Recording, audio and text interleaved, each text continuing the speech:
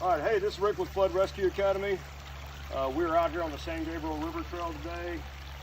I just kind of wanted to get out of the house for a little while and do some outdoor type stuff. So for this segment, we're going to talk about SAR packs.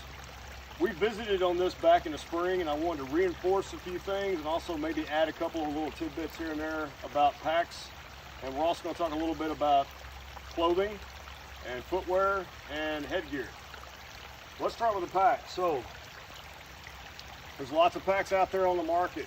I'll be honest with you, I'm a huge fan of the REI brand packs. I've had this one for the better part of 10 years. This is my search and rescue pack, and it's been serving me really well. The only thing I will tell you about a pack is don't buy it, load it up, and then the first time you put it on with all your stuff in it is your first operation.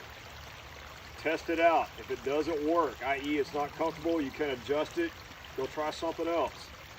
Now, a SAR pack basically needs to perform three functions. It needs to be able to help take care of your gear, help take care of you, and help take care of any victim you may or may not encounter, hopefully do encounter. The other thing about a SAR pack is when you pack it, make it modular. There may be certain types of missions you go out on where there's stuff you can take out of your pack that you're not going to need. Also, by making it modular, where everything's got its place in a case, it beats the heck out of you need something that's at the bottom of your pack and everything's thrown in there all at once. So let's take a look at how this one's set up.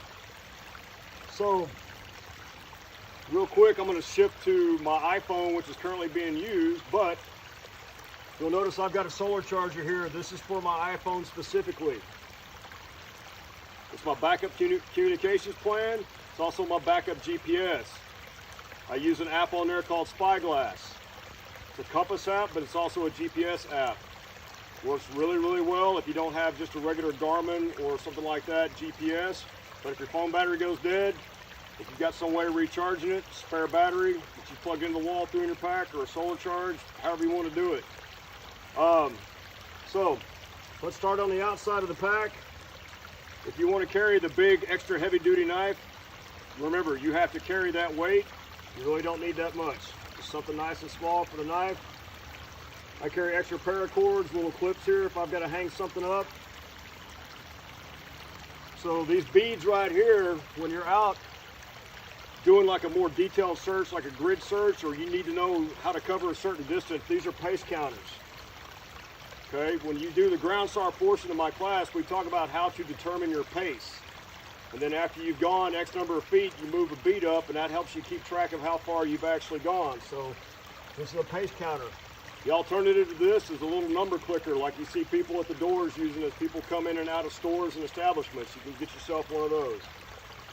All right. These two pouches here. This one right here, I basically keep a headlamp and a Leatherman tool. That way I can grab them easy if I need them. And then the other side is I carry basically two types of handheld flashlights. I carry a super bright one for when I'm really, really looking. Now, the problem with the super bright lights is technology is getting a lot better. I got this in a 4-pack, 800 lumens, and it runs on AAA batteries. For those of you that have been around a while like me, remember the ones that used to be 120 lumens that ran on C123s. That got expensive and the shelf life was not that great. If I'm doing up close work, then I just keep a little smaller, just basic little LED light. But if nothing else, this one's reasonably bright, so if this one goes down, I've got a backup in addition to my headlamp. So, things to think about.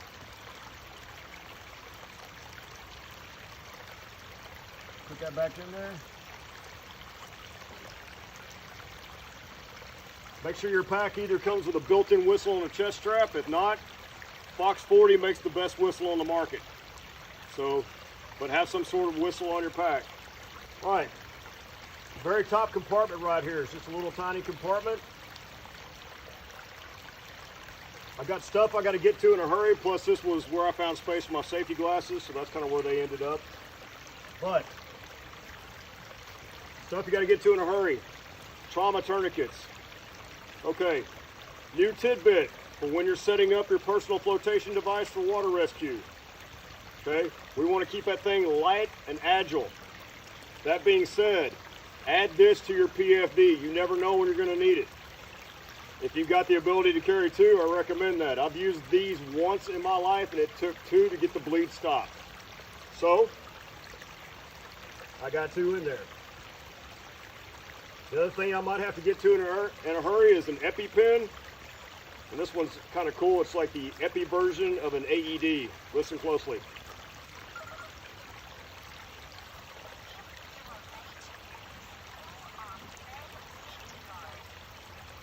So it kind of just walks you through it.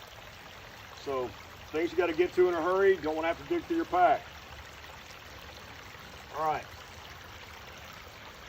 The outside, backside compartments. One side, duct tape or Gorilla Tape. I like Gorilla Tape because it sticks to anything. You don't need to pack an entire roll of Gorilla Tape or duct tape in your pack. Just cut you a piece of cardboard, wrap about 10 feet around there. That way you don't have a roll in there that's bulky, taking up space, that could be possibly used for something more important. So this right here. When we talked about how your pack takes care of you, takes care of victims, this is good for securing splints.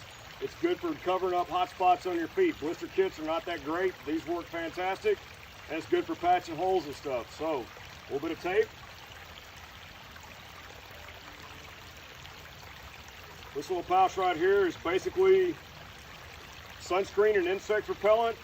And then, if you're like me, I'm pretty good at long distance, but I can't read up close. So, I got my reading glasses in here.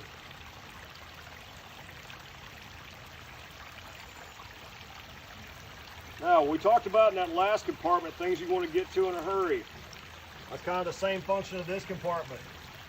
The most important thing in your pack, believe it or not, the toilet paper. And yes, you want to get to that in a hurry, God forbid. So keep it handy.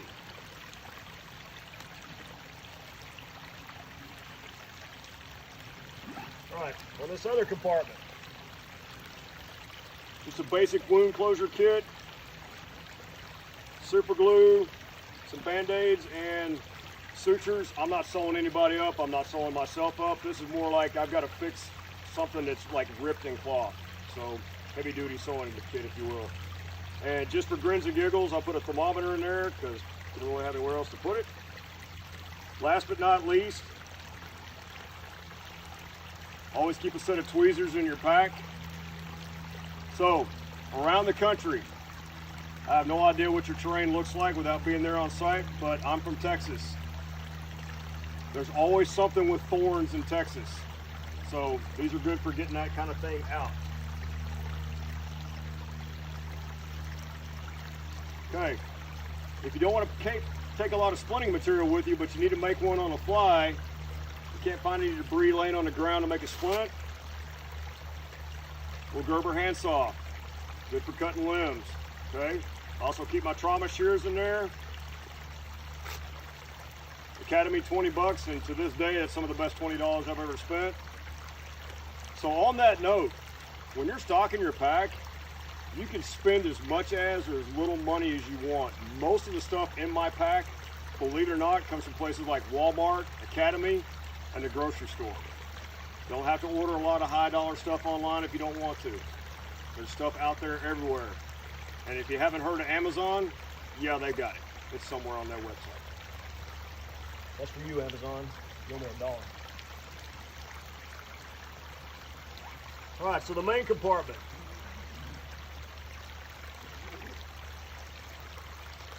Okay, this is a glucometer. Great for having for medical people. The reason it's up there on the top is I just hadn't stuck it in my main medical pouch yet. I kind of put it in there just the other day because I just found this pouch recently. Believe it or not, Best Buy. I'm like, oh, impulse buy. That's how they get you. So when we talk about modules, your modules should look like this. Okay. So the first module that comes out of my pack is basically what I like to call my miscellaneous pouch. I'm not going to pull too much out of here. Just kind of give you an idea of some of the basics. I keep extra pins in here. A lot of times you might encounter somebody that's injured, but they've got their canine with them. So just a little throwdown canine leash. Every time I go to the vet, take my dog there, they've got these, and I usually just end up keeping a leash. So I've got like a drawer full of these things at home. They're great. I carry my main GPS in here, spare flashlight, chapstick, don't leave home without it. Marking tape, make dadgum sure you got this, because if you got to mark something, don't just put like one strip up there, make it big. Mark everything around it. If you're tracking back to a location using GPS, okay, GPS accurate to 3 meters. At night, with only one of these hanging in a tree, that's a lot of leeway to miss where you're going. So don't be stingy if you're using this. So keep this with you and make it bright. I keep my compasses in here. If I've got to start a fire, I don't use the fire starters or anything like that. I carry Bic lighters, little small ones. And I carry those all the time, everywhere I go. There's probably 3 in that pack right now. Now, we talked earlier about when you're doing searches, okay? If you are searching something at night and you're having to navigate at night and you're sending somebody out ahead of you to stay on of a bearing, and it's going to be difficult to see, a flashlight just lights up everything, but you want them to be exactly on line with where your bearing is. This is a laser pointer. It's the green one, $5 on Amazon. I don't know if y'all can see that, but at night this thing literally is super bright. It's really cool if there's a lot of dust or rain in here, because then it kind of looks like a rave. But money well spent. So that's a miscellaneous pack. Other thing I keep in there is Ziploc baggies for putting maps, and I keep my map case in there so I can keep my maps dry if I got something like that. And again, I keep extra pins, Sharpies, things like that. So that's a miscellaneous pouch. Again, all modular. The next one, got to get to it in a hurry. This is my medical gear. Now, believe it or not, zip ties are great for putting splints on. If you don't have duct tape or Gorilla Tape, you got zip ties. The other thing you can use is a small little bungee cord, whatever your preference is. I've got a chest seal in here, an Israeli bandage, quick clot. I carry my pulse ox in here. Remember, hypothermia is one of the biggest killers of patients in shock out in the field, or just in general, depending on your environment. So I've got 2 of these little space blanket survival things in there too to keep my patients warm. Now, if you don't want to spend a lot of money on chest seals, but you've got AEDs or EKGs in your apartment with these multi-function pads, when these expire, put them in your SAR cache, because they come in 2, one front, one back, sealed up and done. These things are great. These are expired, they still stick. Now remember, the more you carry, the more it's going to weigh. Don't overload yourself with medical gear, because definitive treatment is not going to be where you're at. As soon as you find your patient, the next thing that goes through your mind needs to be leaving. So don't get caught up doing a whole bunch of treatment out in the field. Let's work on getting that patient out of there to definitive care, preferably where it's warm and dry, or both. So medical gear. Next module, depending on your mission, this may be removable. This is basically just a rope system. Got 100 feet of rope in here, along with tubular webbing for anchor straps, plastic cord for progress capture, additional things like that, 4 carabiners, and then 2 of the smaller size double pulleys. So I can set up up to a 5-to-1 haul system if I need to. But again, if you don't see a vertical element in your area for your particular mission, module comes out, drop that weight, boom and done. Now this last one, a lot of you guys may or may not be looking at, but this is the ALS component of it. The biggest thing I've got in here is medication for nausea, vomiting, diarrhea, allergic reaction type stuff, and then 2 1,000 milliliter bags of saline. Now, if this is a wintertime operation, the saline's probably going to come out. Why? Because this is going to basically cool down. I'm not going to run a fluid bolus of 38-degree salt water into my patient. That's not going to go the way they originally planned. But this summertime operation, It may not be the patient that's getting dehydrated, it may be you. If you have the capability of having an advanced life support provider on your team, and everybody can carry at least one IV setup with this, I strongly recommend you do that. But again, this is just basically advanced life support. More often than not, depending on the mission, this can come out too. So again, modular. All right.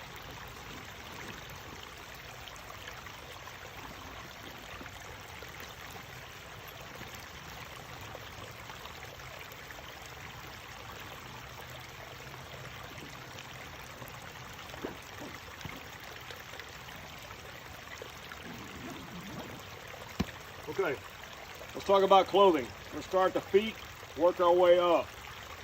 Okay, if you're one of the hiker and backpacker types like I am, we like trail shoes. Okay, trail shoes are not good for SAR work because more often than not, you're not on a trail. You're going through brush and you're brushing up against those things we talked about that have got thorns on them. Boots are better at protecting your feet against that than just regular shoes. Like the good old-fashioned prickly pair. Now, for those of y'all that didn't know this, the white stuff is actually not mold. It's actually a thing called chinchilla. When you pull it off there and press it down real tight, it actually makes kind of a dye. I had a biologist tell me that one time. I thought that was the coolest thing I'd ever seen. I always thought it was mold like all my entire life. But these things get a lot of thorns on you, so keep an eye peeled for that. 1 minute. Okay, so again, if you're going to go buy boots, your regular duty boots, believe it or not, are going to tear your feet up over long distances. Buy something that's designed for this type of environment and then break them in, test them out. Okay, the next thing to talk about, socks. Whether you're using a smart wool, merino wool, capilene, get a wicking material to keep that moisture off your feet. Keeps the blisters and stuff off your feet. Makes life a lot more comfortable. I wear typically two layers of socks. I've got a very thin wicking layer right up against my foot, and then a heavier sock with a wicking layer on top of that gives me additional support. On that note, one thing to keep in your pack, in the miscellaneous thing, or in your wound closure, wherever, keep a set of nail clippers. You'll find out real quick when you walk long distance that you should have trimmed your nails, okay? There's nothing worse than a nail digging into your foot, so stop, get your stuff off, take care of that. I'm not saying take extra clothes in your pack, but one thing you might want to consider throwing in there is an extra set of socks. Socks you got on, every so often change them out. If it's not raining, hang them on the outside of your pack and let them dry, put dry socks on and keep rotating, take care of your feet. Next thing is, don't do this in shorts, do it in long pants. Any type of outdoor style cargo pants, Academy, even Walmart, wherever you want to do it, that's fine. You can spend as little or as much as you want. Just a plain set of BDUs is just totally fine. But long pants. Now remember, baggy is good, just make sure they stay on your waist. Putting on a belt is kind of a pain sometimes. Shirts, if it's summertime, you still want a long sleeve, kind of lightweight, athletic material type shirt. And then after that, let's talk about cold weather environment. Okay. You come to a search operation when it's freezing cold outside. Okay, you're in your heated car, you get out, and you put on a big old parka in your pack and you take off. What happens? You start sweating, you take that parka off, and you've got nothing but a t-shirt on underneath. Okay?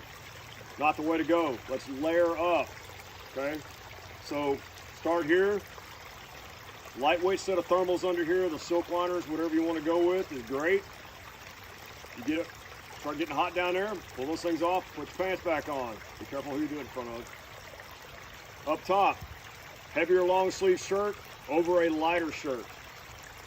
And then a lightweight jacket or even a fleece top, but just layers you can pull off and also something you can pack back into your pack. Okay? Headgear, obviously warm headgear for winter. I recommend a much broader brim hat for the summertime. Keep that stuff off your face if you're never going to be using sunscreen. Now, if you want to talk about helmets, okay, there's lots of helmets out there on the market. There's lots of great helmets out there on the market. I'm going to talk about my personal favorite right now. This is the rescue helmet from Scuba Pro, okay? One, I like the fact that it's got the rails on here that makes putting lights on there extremely easy. This is a Scuba Pro light. This is the Princeton Tech up front. The one thing I didn't mount is a smaller Princeton Tech light that gives me like just a red LED. Red lights are great for when you're working on patients, so you don't end up blinding your patients, but you can still see what you're doing. But something lightweight, but this is rescue rated. So, Scuba Pro helmet. Now, since this is a swift water type environment we're talking about, yeah, we're on the ground, but we may be looking downstream for quite some ways. Okay, we're not going to go downstream dressed up in a wetsuit carrying a SAR pack. You could, but I don't recommend it. It's not going to be comfortable. But you might come upon a situation where, hey, there's my victim. I just can't reach them like this. So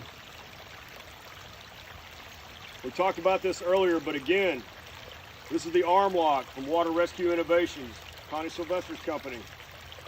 What I like to do with this device is pre-inflate it, wrapped around a throw bag, and then instead of just a regular throw bag toss, you can toss flotation out to your victim, have them catch it. They can actually put this on and inflate it by you giving basic demonstrations. We originally tested this about 2 years ago at our facility. We had 2 volunteers that had never seen this product before. We threw it out to them and we're basically able to, with just hand signals, talk them how to put it on, which is slide it over their forearm, buckle it in like this, and then there's 2 ways to inflate it. There's a blow tube here, just like your little life jackets they do under the airplane seats. 3 quick puffs, it inflates, tell them to hold like this, and then you can retrieve them. Okay, the second thing is, it's got the pull tab for a CO2 cartridge right here. Just give it a good yank, it'll inflate. One thing I do recommend you do, in case your victim gets away from you, put a Fox 40 on your arm lock before you throw it out there. Same thing goes for if you're going to keep one of these in your vehicle for self-rescue. Put a Fox 40 on there just in case you need it.